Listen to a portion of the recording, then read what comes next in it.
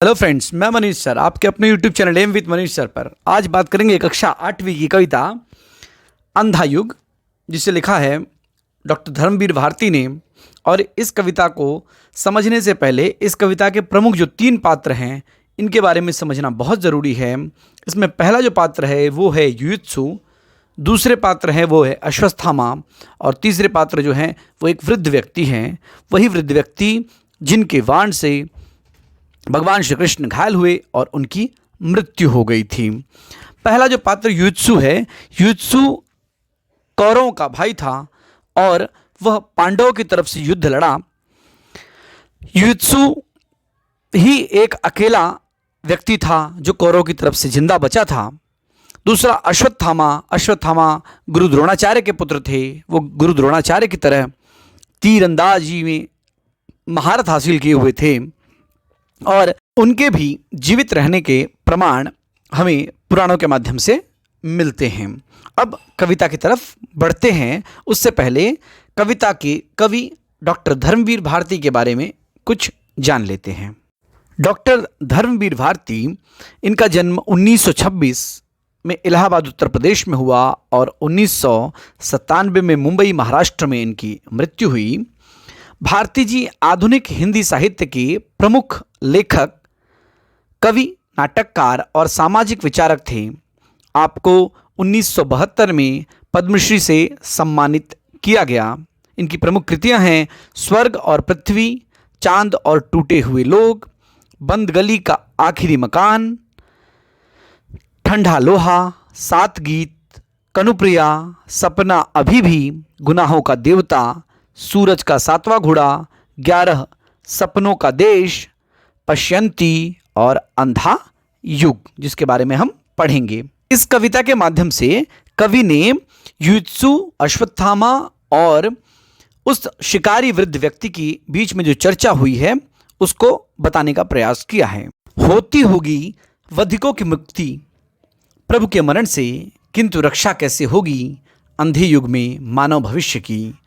प्रभु के इस कायर मरण के बाद अश्वत्थामा, कायर मरण मेरा था शत्रु वह, लेकिन कहूँगा मैं दिव्य शांति छाई थी उसके स्वर्ण मस्तक पर। शब्दार्थ देख लेते हैं। वधिक, वध करने वाला, मरण, मृत्यु। अब इसका भावार्थ देखते हैं। युयुत्सु कहते हैं कि प्रभु की मृत्यु, प्रभु श्री कृष्ण की मृत्यु तो हो गई है और उनके आशीर्वाद से जिन्होंने उनका वध किया है उसे भी मुक्ति, मोक्ष मिल जाएगा।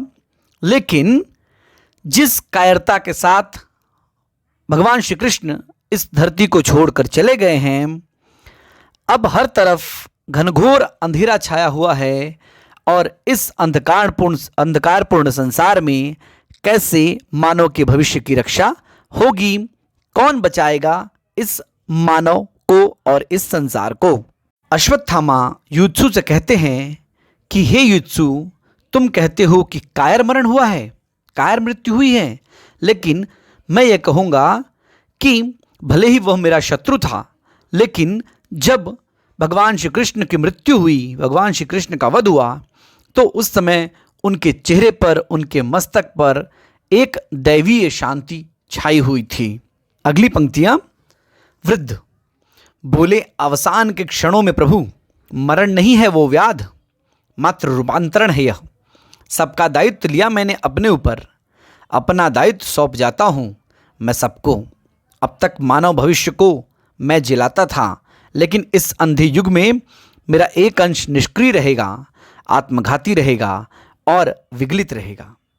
संजय युयुत्सु अश्वत्थामा की भांति, क्योंकि इनका दायित्व लिया है मैंने, बोले वे, लेकिन शेष मेरा दायित्व लेंगे बाकी सभी।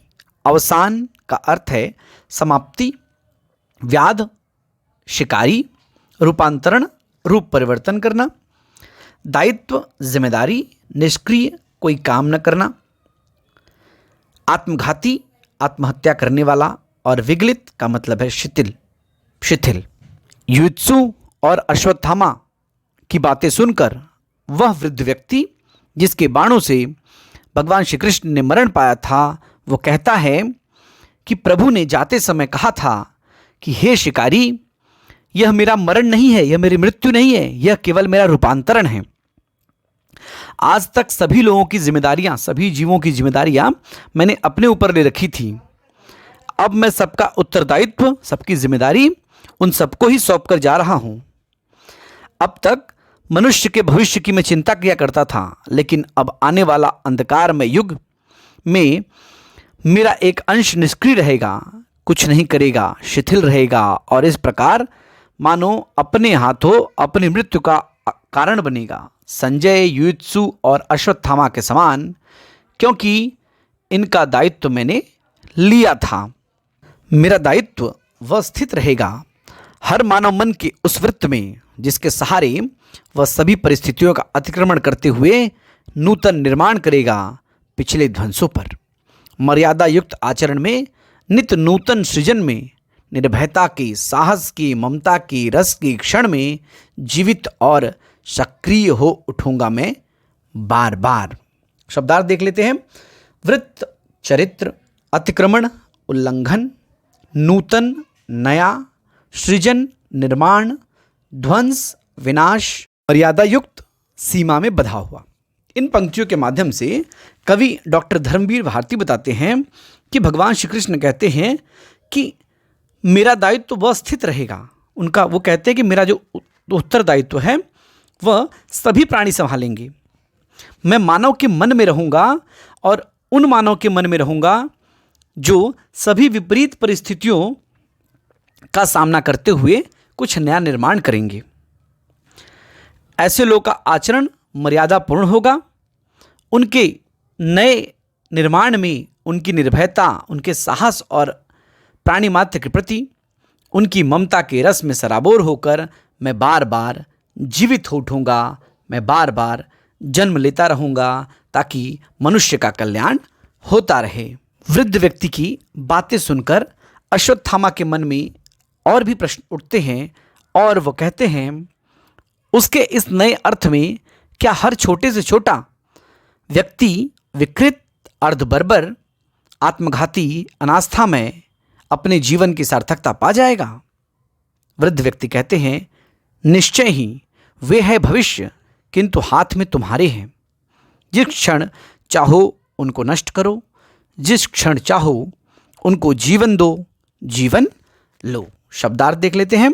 आचरण, व्यवहार, सक्रिय, फुर्तीला, विकृत, बिगड़ैल, बर्बर, हिंसक, अनास्था में जिसमें ईश्वर के प्रति श्रद्धा न हो, सार्थकता, उपयोगिता। जब वृद्ध व्यक्ति ने ईश्वर के संदेश को अश्वत्थामा और युयुत्सु तक पहुंचाया तो अश्वत्थामा के मन में प्रश्न उठा। उन्होंने पूछा कि प्रभु ने जो कहा, इस संदर्भ में क्या हर व्यक्ति, चाहे वह कितना भी छोटा हो, विकृत बुद्धि वाला हो या असभ्य हो, अपने हित अहित के विषय में सोचे बिना काम करने वाला हो, या सृष्टि के प्रत्येक व्यक्ति, प्रत्येक प्राणी, वस्तु पर अश्रद्धा रखने वाला हो, सभी अपने जीवन की सार्थकता प्राप्त कर सकेंगे?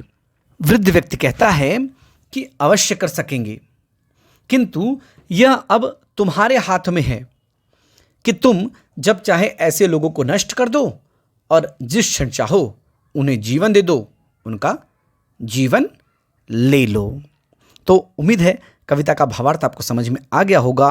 ये संवाद था अश्वत्थामा, युयुत्सु और वृद्ध व्यक्ति के बारे में। अब स्वाध्याय के प्रश्न देख लेते हैं। पहला प्रश्न देखते हैं। सूचना के अनुसार कृतियां करो, कृति करो। वृद्ध ने इनका दायित्व लिया है। ये प्रश्न लिखिए, गलत लिखा हुआ है, वृद्ध नहीं, प्रभु आएगा वहां पर। प्रभु ने इनका दायित्व लिया है। तो प्रभु ने किसका किसका दायित्व लिया था? दो लोगों का नाम हमने पढ़ा, कौन कौन? युयुत्सु और अश्वत्थामा। दूसरा, अंधे युग में प्रभु का एक अंश क्या रहेगा? अंधे युग में प्रभु का एक अंश निष्क्रिय रहेगा और दूसरे बॉक्स में आएगा आत्मघाती रहेगा। तीसरा प्रश्न देखिए, अश्वत्थामा के अनुसार नए अर्थ में व्यक्ति, अश्वत्थामा के अनुसार नए अर्थ में व्यक्ति कैसा होगा? नए अर्थ में व्यक्ति होगा विकृत, अनास्था में, अर्धबर्बर, आत्मघाती होगा। पढ़ो और समझो। इसमें देखो मानवीय शब्द दिया गया है, वर्ण का विच्छेद करना है। म प्लस आ की मात्रा प्लस न प्लस अ, व प्लस ई और य प्लस अ, मानवीय। सहायता भी वैसे ही किया गया है, मृदुल भी वैसे किया गया। वाक्य में व प्लस आ प्लस क, आधा क होगा, फिर य प्लस अ। शब्द भी श प्लस अ, आधा ब प्लस द प्लस अ। व्यवहार के लिए आधा व, य प्लस अ, व प्लस अ, ह प्लस आ और र। यह आपको अगली क्लास में 9th स्टैंडर्ड में ज़्यादा काम पे आएगा, क्योंकि संधि विच्छेद करते समय। ठीक है, तो उम्मीद है आपको वीडियो पसंद आया होगा। अगर आपको वीडियो पसंद आता है तो चैनल को सब्सक्राइब करिए, वीडियो को लाइक करिए और अपने दोस्तों के साथ शेयर करिए। वीडियो देखने के लिए बहुत बहुत धन्यवाद।